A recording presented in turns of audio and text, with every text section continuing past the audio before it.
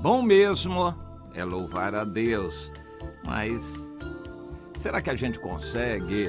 Será que neste corre-corre da vida, será que nós temos tempo, condições e até ânimo? Quando a gente tem tempo, às vezes o corpo está tão cansado, a gente desanimado. Será que a gente consegue um momentozinho ali para louvar a Deus com coração sincero? Será possível no meio da correria do dia a dia a gente estar na presença de Deus assim e abrir o coração e nos alegrarmos nele, nos lembrarmos das coisas boas que já nos aconteceram e também das promessas de Deus, daquilo que é bom, do que vai acontecer? Será que a gente consegue? Será que no dia a dia a gente tem esse tempo, esse momento, esse ânimo, essa disposição? Pois é, aí é a grande diferença entre quem vai morar no céu e quem não vai. Aquele que vai estar com o Senhor para sempre e aquele que não vai, o vencedor e o derrotado. Às vezes a diferença é muito pequenininha entre um vencedor e um derrotado. Se você não conseguir se lembrar do Senhor, é que Deus não está sendo importante para você no dia a dia. Quando alguém vai à Europa, eu achei isso muito interessante, porque quando a gente fala Europa, sempre se pensa em Londres, Paris e Amsterdã, na Holanda, às vezes uma ou outra cidade da Noruega, Suécia, Dinamarca, mas também principalmente Suíça, França e Espanha, Itália, às vezes Portugal. A gente se lembra dessa Europa. Meus filhos estiveram esses dias na Europa do Leste. Eles, de certa forma, já conhecem alguma coisa e queriam conhecer aqueles países que para nós brasileiros são quase que desconhecidos. Eles foram para a Itália e viajaram para a Eslovênia, Eslováquia e Hungria, Áustria, Polônia, por ali, República Tcheca, e foram conhecer aqueles lugares, conviver um pouco com aquele povo, ver a situação deles, e gostaram muito, como sempre. São países muito evoluídos, de cultura alta, gente muito educada, tudo funciona direitinho, os países muito organizados também. Não são tão ricos quanto os irmãos do leste, mas são países bem evoluídos também. No entanto, infelizmente, o mesmo quadro de frieza espiritual. Eles estão muito preocupados com o país, com as circunstâncias, a economia, mas não estão tendo tempo para Deus. É uma frieza espiritual. E, claro, eles estão conservando ruas, jardins, parques, montanhas, pontos turísticos, templos, principalmente catedrais, grandes construções do passado. E essas catedrais, evidentemente, em toda a cidade, em todos os países, as catedrais e grandes templos se constituem em locais de visitação turística e eles cuidam, zelam por aquela arquitetura antiga, mas a igreja mesmo não existe, não tem vida ali dentro, vida espiritual. As pessoas não estão buscando a Deus, é só o prédio de fora, é só o templo, e isso nos faz pensar. Eles também são muito diferentes da Europa do Leste, mas da Europa do Oeste, a Europa Ocidental. Eles são a Europa do Leste, que estavam debaixo da bandeira comunista na União Soviética, essa Europa do Leste. Eles são muito diferentes dos outros, mas igualmente estão ocupados com outras coisas e não têm lugar para Deus.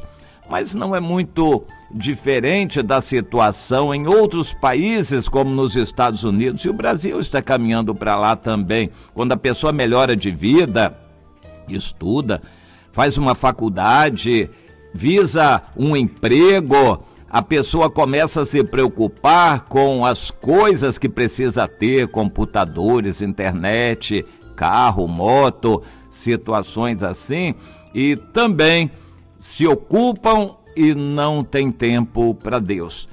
Esta é a realidade da classe média no Brasil.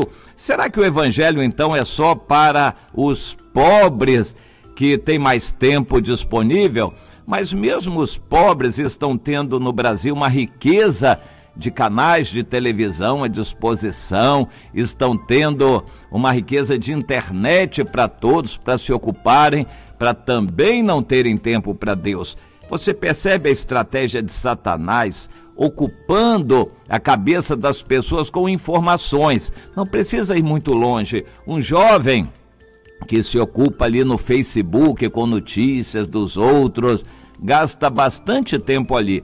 Quando ele evolui e entra numa comunidade de WhatsApp, aí o tempo acaba. Ele está continuamente ligado com as notícias, com o que está acontecendo com os outros, e ele não tem tempo para as outras coisas, talvez muito menos para Deus. Eu estou citando exemplos e situações. A gente já conhece a faina da dona de casa, que acorda cedo e se ocupa dos afazeres da casa o dia inteiro, e ela também ali está numa situação tão difícil de tempo ocupada que não tem tempo para parar, para ler a Bíblia, para buscar o Senhor. Às vezes ela tem o radinho na cozinha e liga aqui na nossa emissora de rádio e começa a acompanhar os cultos, as pregações.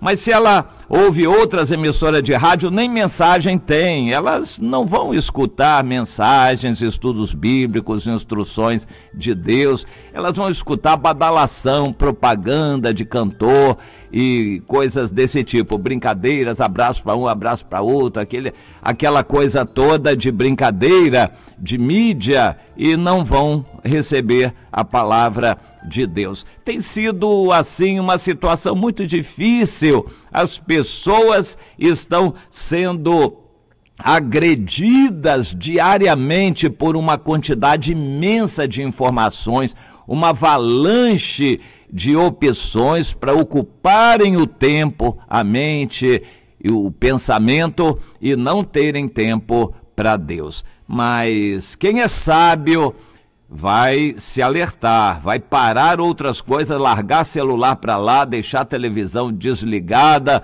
vai às vezes deixar qualquer outra coisa que está ocupando o tempo assim superfluamente para se dedicar a Deus. Tem que tirar um tempo de qualidade para Deus, um tempo importante do seu dia a dia para estar na presença de Deus. Se você não fizer isto, não vai conseguir sobreviver espiritualmente. Se você não fizer isto, não vai conseguir vencer na vida espiritual. Se você não fizer isto, não vai agradar a Deus. E, em consequência, se você não fizer isto, não vai conseguir ter a salvação. Eu exorto você que está me ouvindo agora, e eu creio que Deus é sábio, poderoso, maravilhoso, fez com que você pudesse estar ouvindo agora esta palavra. Volte-se para Deus, proponha no seu coração tomar essa decisão de tirar um tempo para se ocupar com as coisas de Deus durante o dia, para você estar agradando a Deus, e assim você vai poder ver o quão bom é louvar ao Senhor. Quão bom é poder orar com o coração tranquilo, em paz. Como é bom esse tempo de comunhão com Deus. Então, faça isto. Tire do seu dia um tempo precioso, importante para estar com o Senhor. Ele vai gostar disto e você vai receber o resultado disso. Vai ser maravilhoso.